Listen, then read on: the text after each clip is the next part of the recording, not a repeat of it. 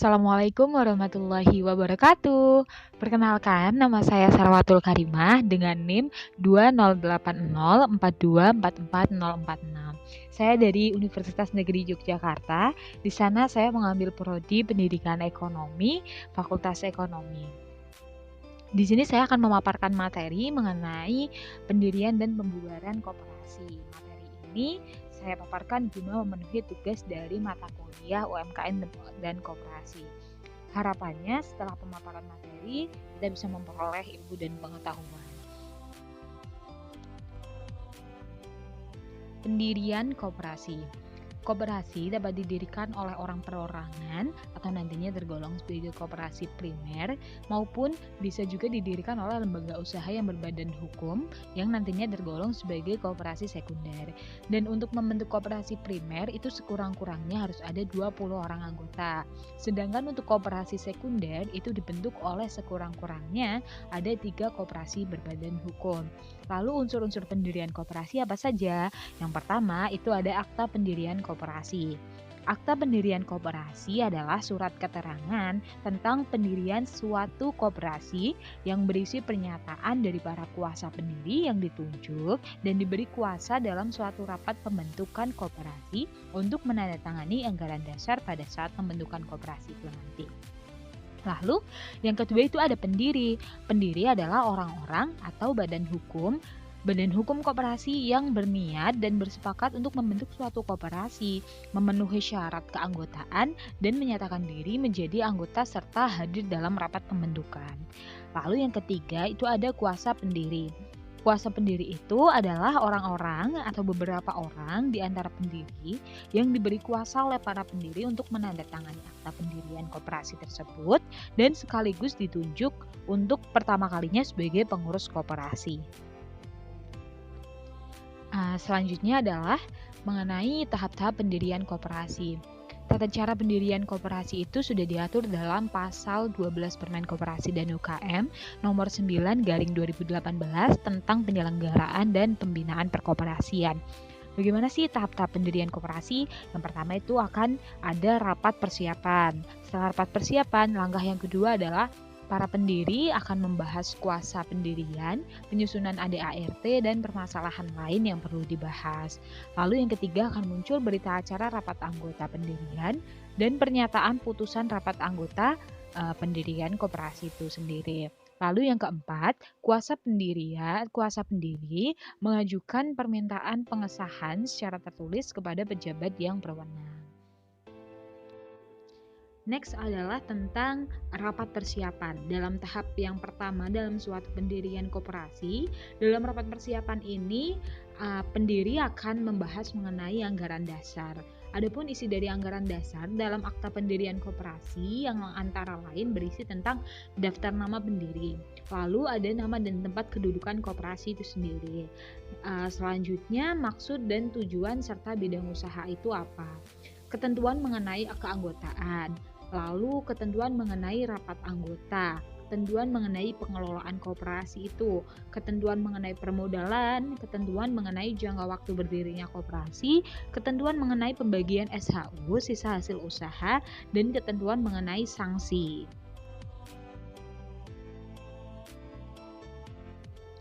Ini yaitu tahap keempat dari pendirian suatu koperasi, yaitu kuasa pendiri mengajukan permintaan pengesahan secara tertulis. Untuk mengajukan permintaan pengesahan secara tertulis kepada pejabat yang berwenang, kuasa pendiri harus melampirkan yang pertama, itu ada akta pendirian koperasi. Satu diantaranya bermaterai, nanti ada rangkap 2 dan ada formulirnya.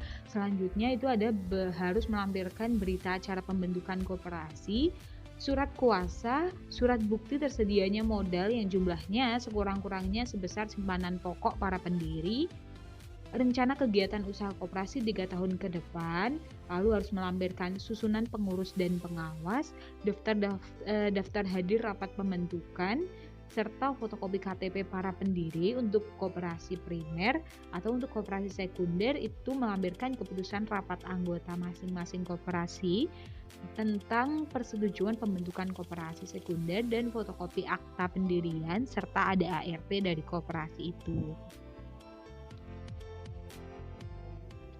Nah, setelah langkah pengajuan permintaan pengesahan secara tertulis oleh para pendiri koperasi, setelah itu harus melalui tahap-tahap lanjutan, yaitu dilanjut dengan semua berkas yang diterima oleh pejabat yang berwenang, lalu pejabat yang berwenang memberikan tanda terima kelengkapan kepada pendiri atau kuasa.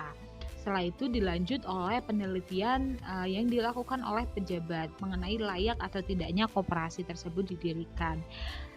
Langkah selanjutnya adalah pengesahan akta pendirian koperasi. Itu akan ditetapkan selambat-lambatnya 3 bulan sejak diterimanya permintaan pengesahan secara lengkap.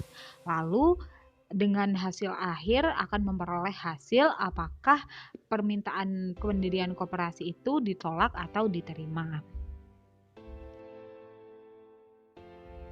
Lalu mengenai hasil dari permintaan pengesahan para pendiri ini akan memperoleh hasil diterima atau ditolak. Nah, jika ditolak, maka akan ada formulir penolakan yang dimana keputusan penolakan dan alasannya akan disertakan.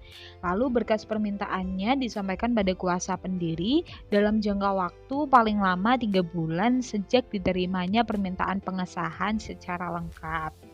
Lalu bagaimana para pendiri mensikapi jika ditolak? Terhadap penolakan tersebut, para pendiri atau kuasa dapat mengajukan permintaan ulang pengesahan akta pendirian koperasi dalam jangka waktu paling lama 1 bulan sejak diterimanya pemberitahuan penolakan dengan melampirkan berkas-berkas yang tentunya telah diperbaiki dan lengkap. Terhadap pengajuan ulang ini, pejabat akan memberikan tanda terima pada para pendiri dan pejabat memberikan keputusan paling lama 1 bulan sejak pengajuan ulang secara lengkap. Hasil penelitian pejabat itu juga bisa diterima atau ditolak. Jika ditolak, maka keputusan penolakan dan alasannya akan disampaikan pada para pendiri dalam jangka waktu paling lama 7 hari terhitung sejak keputusan penolakan. Nanti akan ada formulir yang diberikan kepada pendiri koperasi. Nah, keputusan tersebut sudah merupakan keputusan akhir dari pejabat yang berwenang.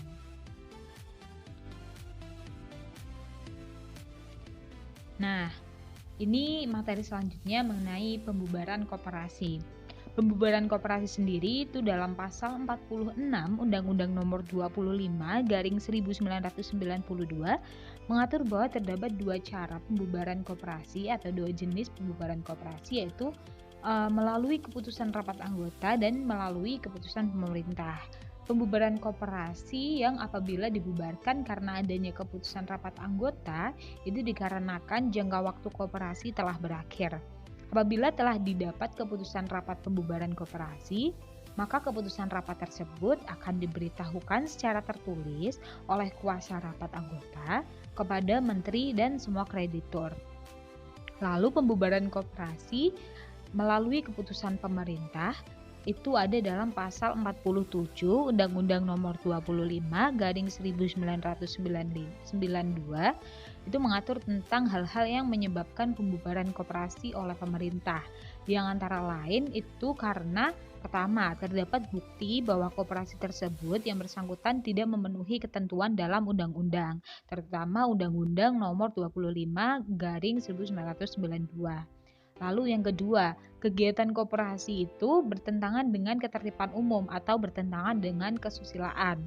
Dan yang terakhir adalah penyebabnya karena kelangsungan koperasi sudah tidak dapat lagi diharapkan.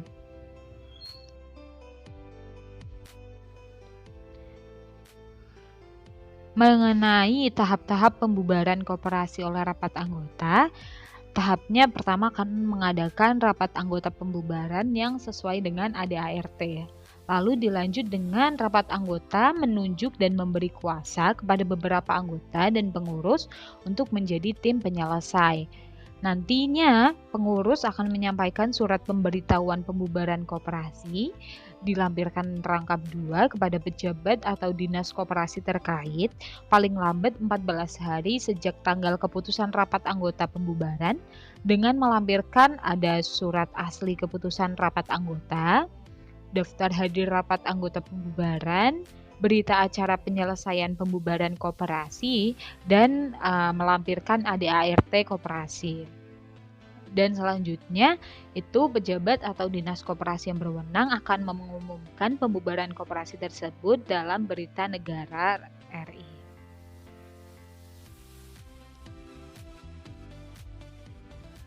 Adapun tahap-tahap pembubaran koperasi oleh pemerintah. Pelaksanaannya pertama pejabat akan mengadakan penelitian. Kemudian hasil penelitiannya ternyata memenuhi alasan untuk dibubarkan. Maka pejabat akan menyampaikan rencana pembubaran secara tertulis kepada pengurus koperasi. Lalu pengurus atau anggota koperasi dapat mengajukan keberatan. Itu disampaikan paling lama 2 bulan sejak diterimanya surat pemberitahuan pembubaran. Setelah itu pejabat harus membuat keputusan paling lama 1 bulan sejak diterimanya surat keberatan. Itu sudah harus ada keputusan dari pejabat yang berwenang.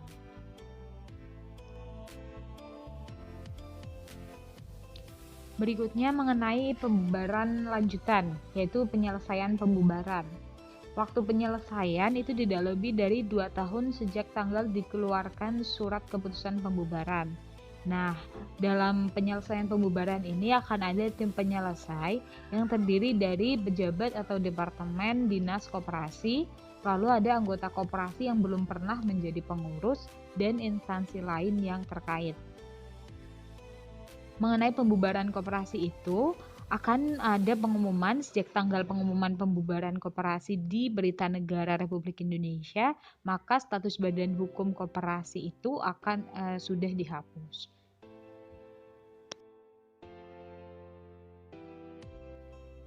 Dan dalam penyelesaian pembubaran koperasi itu kan tadi ada yang namanya tim penyelesai.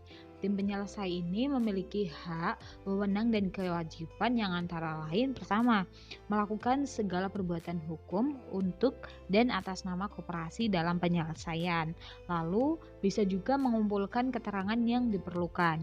Jika diperlukan, mereka juga bisa memanggil pengurus atau anggota atau bekas anggota.